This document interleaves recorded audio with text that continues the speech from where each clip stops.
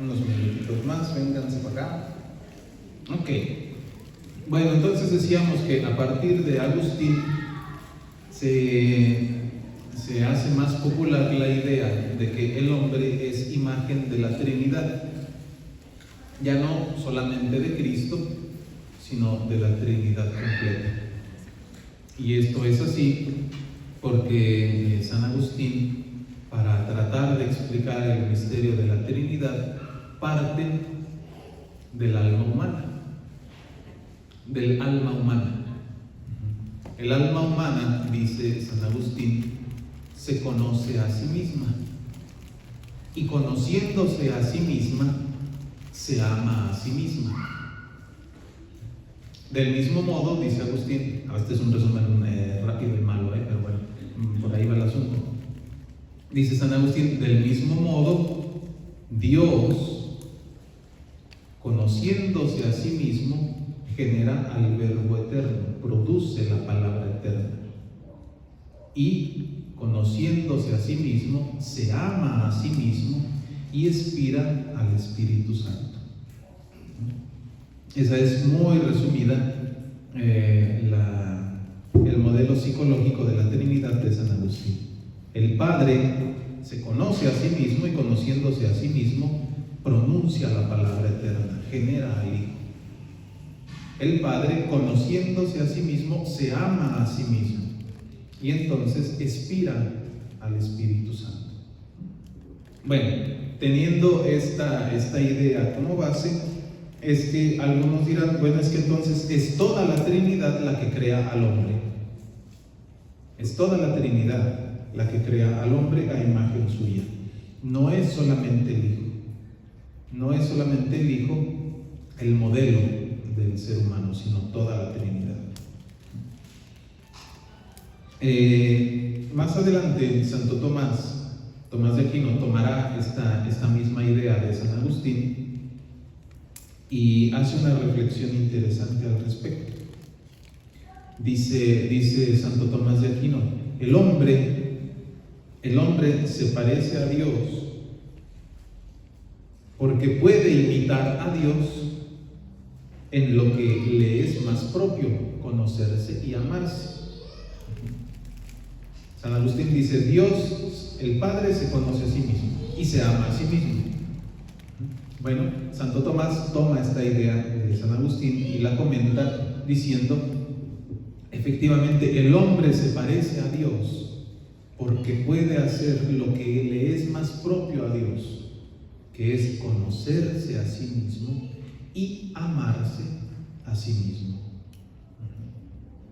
La imagen de Dios, por lo tanto, de acuerdo con Santo Tomás de Aquino, la imagen de Dios consiste en conocer y amar a Dios. En eso consiste la imagen de Dios en el hombre, en que tenemos la capacidad de conocer y de amar a Dios. El tema de la imagen, por lo tanto, pasa al plano de lo relacional. Somos imagen de Dios porque podemos relacionarnos con Él. Somos imágenes de Dios en tanto que tenemos la capacidad de relacionarnos con Él. Muy bien. Bueno, y con todo esto, realmente este tema, el tema de la imagen de Dios, el hombre como imagen de Dios, no parece tener una gran incidencia en la doctrina católica. Es una idea que está ahí, es una idea que se conoce, que en su momento se desarrolló, pero a la que no se le había dado como una centralidad especial. Esa centralidad, decíamos hace un rato, la ha ganado debido al Concilio Vaticano II y debido a este giro antropológico que se ha suscitado a nivel cultural y que también ha experimentado la Iglesia para tratar de seguir en diálogo con la cultura de su tiempo. Es sobre todo con el Renacimiento que la cultura devuelve la mirada al hombre, Ya a la cultura ya no le importa tanto el asunto de Dios, ¿no? Decíamos que en su momento la religión, y específicamente, tristemente, específicamente la religión católica, pues le quedó mal a Occidente. Le quedó mal en el sentido de que debía ser el factor de unidad para la sociedad, y no lo fue.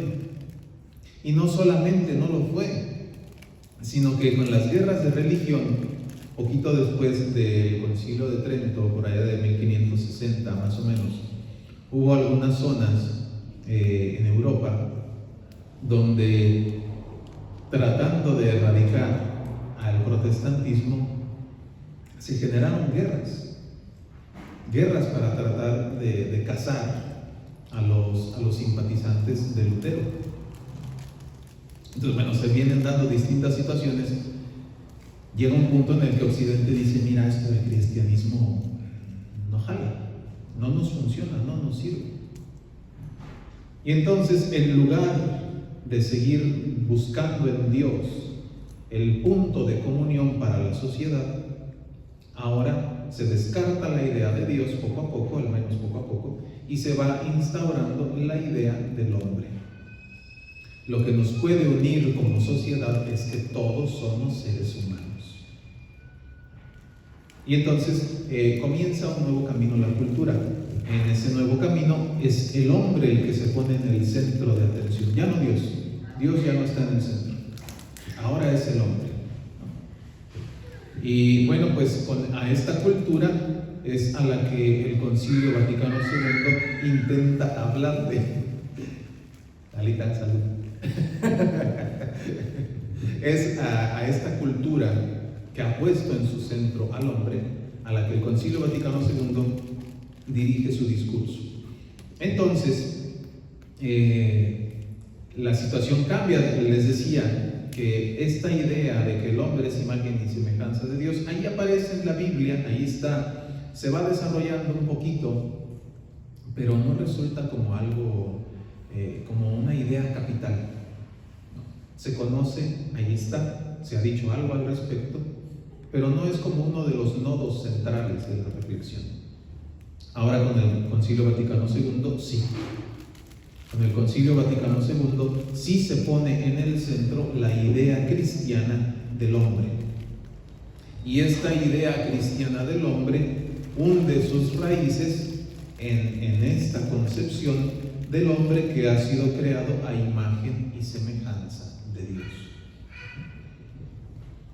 Bueno, el Concilio Vaticano II, sobre todo en la Gaudium et Spes, y de manera específica en el número 12, rescata estos elementos que ya habíamos ido encontrando en el recorrido histórico que hicimos. Cuando el Concilio Vaticano II nos presenta cuál es la concepción cristiana del hombre, presenta tres características. La primera, lo que acabamos de decir con Santo Tomás, la capacidad de relacionarse con Dios. Ese es el primer punto. El segundo, el dominio sobre la creación, que, si se recuerdan, es una de las ideas primeritas, si no es que la primera, que nos remonta al Antiguo Testamento. El dominio sobre la creación. Dominio para darle gloria a Dios, no para abusar de la creación. Y tercero, la condición social del hombre. El hombre tiene necesidad de los demás para alcanzar la perfección. El hombre tiene necesidad de los demás para alcanzar la perfección. La primera fue la capacidad de relacionarse con Dios.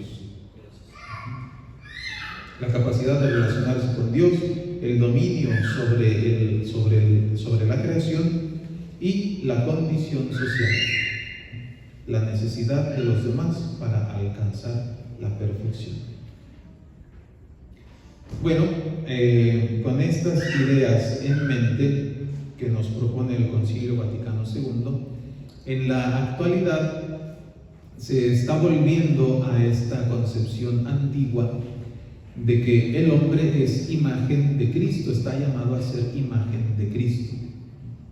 Y por lo tanto, en la actualidad, el tratado de Cristología y el tratado de Antropología están muy implicados, están muy conectados. La Cristología es como el comienzo de la antropología. Contemplamos a Cristo porque al contemplarlo vemos para qué fuimos creados. Vemos para qué fuimos creados. Al ver a Cristo, vemos para qué fue creado el ser humano. Y en ese sentido, la Cristología es el inicio de la antropología. La reflexión acerca de Cristo nos da como el banderazo de salida para nuestra reflexión acerca del hombre. Una reflexión adecuadamente cristiana acerca de la naturaleza humana ha de tener como su base, ha de tener como su fundamento el evento de la encarnación. Y a partir de ahí, entonces, ir estudiando y profundizando en lo que significa ser humano. En Cristo, dice nuestro autor, en Cristo se manifiesta lo que desde el comienzo se orientaba hacia Él. En Cristo se manifiesta lo que desde el comienzo se orientaba hacia Él. Bueno, eso es entonces respecto de la situación actual de la antropología. La situación actual de la antropología es que está muy en el centro de la reflexión. ¿Por qué? Porque la Iglesia busca ponerse en diálogo con la cultura del tiempo, con la cultura actual. Muy bien. Bueno, y es por eso que la antropología hoy está un poquito más en el centro, y es por eso también que la antropología ha vuelto la mirada hacia la cristología. ¿Por qué? Porque claro, ponte tú a pensar que pues, si te empiezo a hablar de un Dios que es solamente etéreo, allá trascendente, que anda allá en sus nubes bien a gusto, ¿no? En sus propias ondas, pues claro, puede ser que no resulte tan atractivo para un ser humano que en el momento actual está profundamente arraigado en las cosas temporales, ¿no? En las cosas de este mundo. Y cambia, entonces puede cambiar la perspectiva si le dices, nomás que ¿qué crees, mi chavo? Que ese Dios, que es eterno, que es trascendente, que es todopoderoso, se hizo como uno de nosotros. Y se hizo como uno de nosotros por amor y para mostrarnos cuál es el verdadero camino. Para mostrarnos, como dice el Concilio Vaticano II, en qué consiste ser hombre. Dios se hizo hombre para mostrarnos en qué consiste de verdad ser hombres. Entonces, claro, en este momento la teología considera que la mejor forma de presentar a Dios a la cultura, pues no es desde allá, desde las nubes.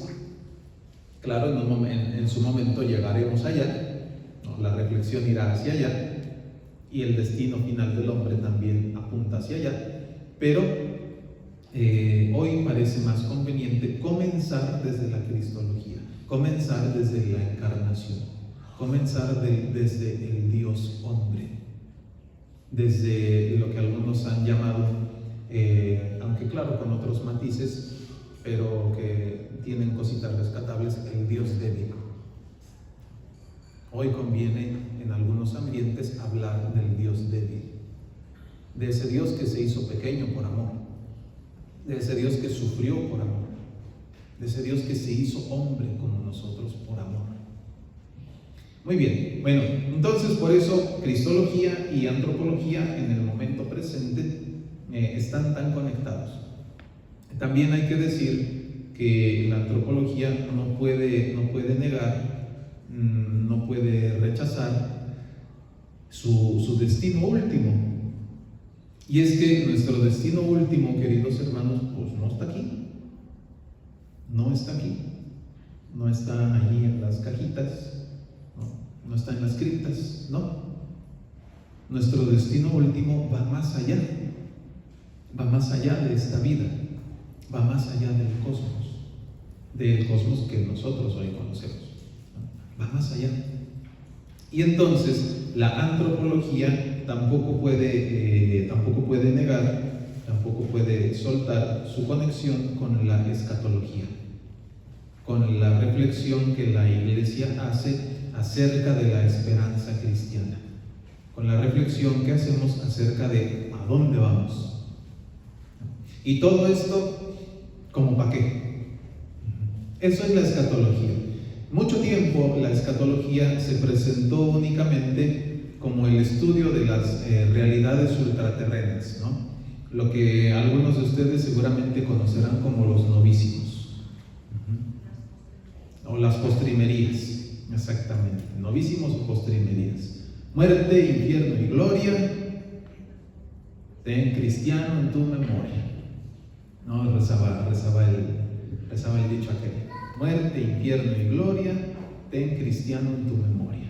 Durante mucho tiempo la escatología se entendió solamente así, como el estudio de esas realidades que suceden después de la muerte, ¿no? En la actualidad la Iglesia le ha querido dar una lavadita de cara para decir, o sea, es que sí se trata de eso, pero no es solamente eso. En el fondo es, ¿cuál es nuestra esperanza? La escatología es la reflexión acerca de nuestra esperanza, hacia dónde apunta nuestra existencia. Y sabiendo hacia dónde apunta nuestra existencia, entonces, ¿cómo hemos de actuar? ¿Cómo hemos de vivir?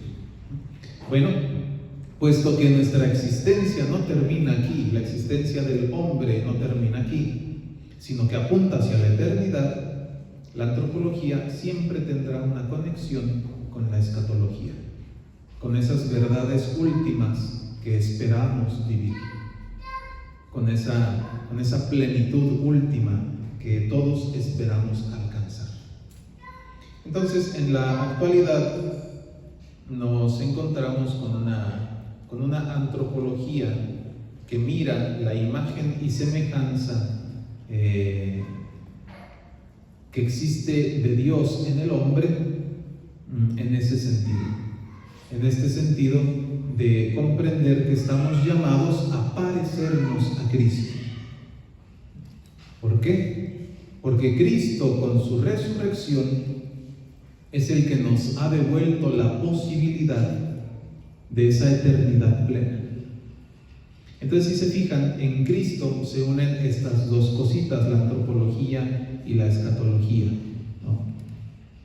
Cristo nos muestra lo que es el hombre. Y Cristo también nos muestra hacia dónde va el hombre, hacia dónde va nuestra existencia. ¿Hacia dónde va? Hacia la resurrección, hacia la comunión plena con Dios. Y por eso el día de hoy le parece un buen camino a la teología de la Iglesia Católica tener estas tres disciplinas muy, muy enganchaditas. La cristología, Cristo que nos muestra en qué consiste ser hombre. La antropología, que nos ayuda a entender un poquito más cómo y para qué fuimos creados. Y la escatología, que nos apunta hacia dónde va nuestra existencia. Muy bien.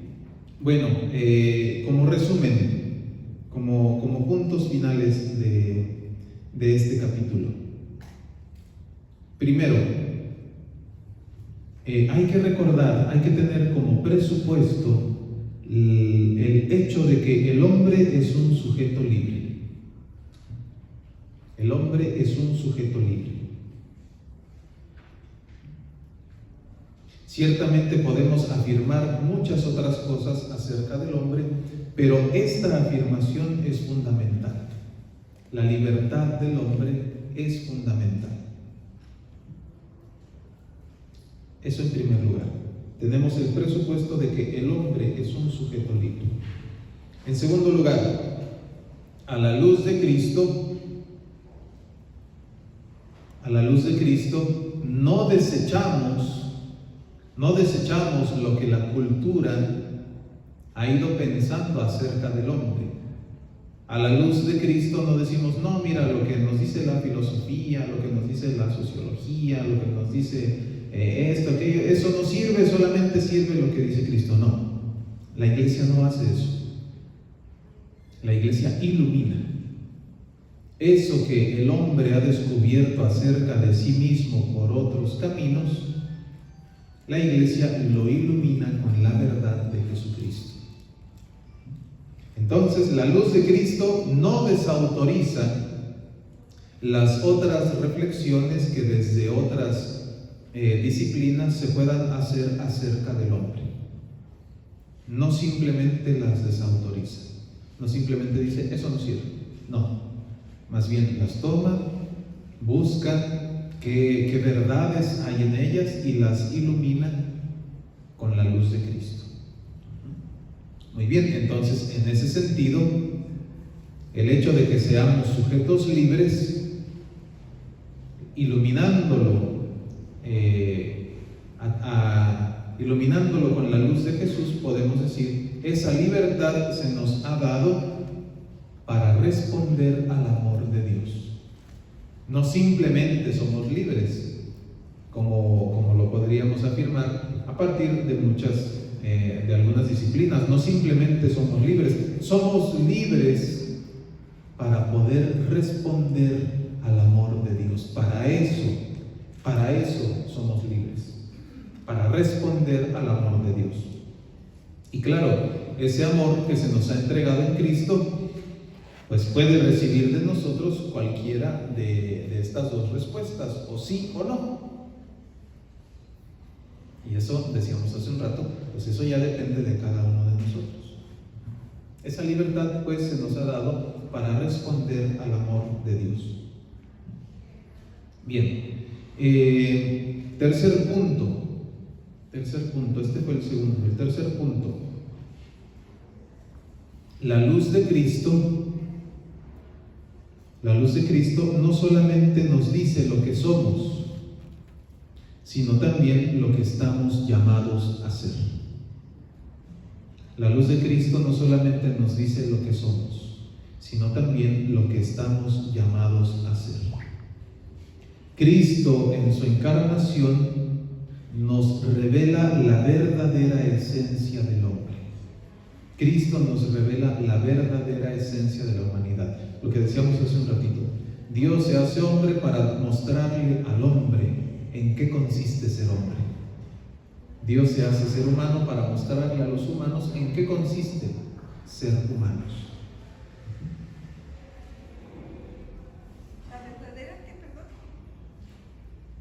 La verdadera esencia del hombre.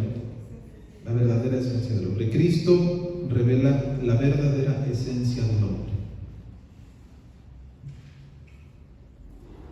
Bien, y finalmente también hay que decir el cuarto punto.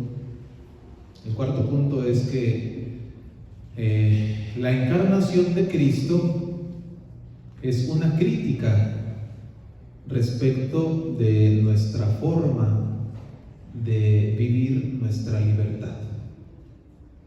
La cruz de Cristo nos muestra cuán errado ha estado el camino del hombre. Y bueno, pues en ese sentido la cruz de Jesús se convierte en una crítica. Nos muestra que nos hemos equivocado. Nos muestra que de hecho hemos utilizado mal la libertad que se nos ofreció en primer lugar para amar a Dios. El asunto es que no simplemente no amamos a Dios, sino que decidimos constantemente hacernos daño unos a otros. Decidimos constantemente por el camino del dolor, por el camino de la violencia, por el camino de la injusticia. Y entonces, bueno, pues la cruz de Jesús nos muestra que la vamos regando, ¿verdad? Que el camino que hemos elegido no era el correcto, no era el adecuado. Y en ese sentido, la encarnación de Cristo, bueno, pues se vuelve juicio, se vuelve juicio. En cuanto que nos muestra lo que es correcto y lo que no, se convierte en juicio. Se convierte en un evento que distingue, que discrimina entre los que hacen buen uso de su libertad y los que no. Muy bien. Bueno, pues desde antiguo, ya con esto terminamos, desde antiguo se ha dicho que el hombre es imagen de Dios, pero solamente con la aparición de Jesucristo se ve el verdadero alcance de esta afirmación. Solamente a la luz de Cristo se ve el verdadero alcance del hecho de que nosotros seamos imagen de Dios. Muy bien, bueno, pues hasta aquí el tema de la imagen de Dios. Ya la próxima sesión nos quedan ya nada más dos, ¿verdad? ¿O que sí? No, como 10. No, eran 7. ¿Quieres chamaquear, María? Bueno, pues haremos el esfuerzo de avanzar lo más que podamos. Muy bien, pues pónganse de pie por favorcito para darle la bendición. El Señor esté con ustedes y la bendición de Dios Todopoderoso, Padre, Hijo y Espíritu Santo descienda sobre ustedes y permanezca para siempre. Amén. Buen regreso a sus hogares, que tengan una noche, que Dios les bendiga. Muchas gracias por su atención. La Daria es el autor, ¿verdad? La Daria, sí. ¿Con B o con D? Con D, la Daria, ajá. La Daria, sí. Pase buena noche, que Dios les bendiga.